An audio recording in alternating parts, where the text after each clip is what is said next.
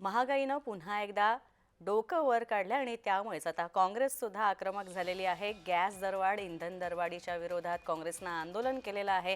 Gas दरवाढ, इंधन दरवाढ यांच्या विरोधात कोल्हापुरातील राष्ट्रीय काँग्रेसच्या महिला आक्रमक झालेल्या आहेत। कोल्हापुरातील छत्रपती शिवाजी चौकामध्ये एकत्र येत या कार्यकर्त्यांनी सरकारचा निषेध केला। आपण पाहतोय गॅस सिलेंडरचे दर हे 50 रुपयांनी वाढलेच। कालच हे दरवाढ जी आहे ती लागू करण्यात आली आणि इंधन दरवाढ सुद्धा सातत्याने होते। त्या विरोधात भारतीय राष्ट्रीय काँग्रेसच्या महिलांनी आणि इतर कार्यकर्त्यांनी आंदोलन केलेलं आहे।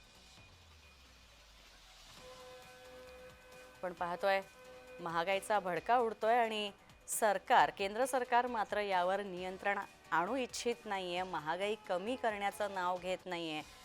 ती कमी करण्याच्या दृष्टीने सरकार कोणत्याही प्रकारची पावलं उचलत नाहीये आणि त्यामुळे या विरोधात काँग्रेसनं आंदोलन छेडलंय।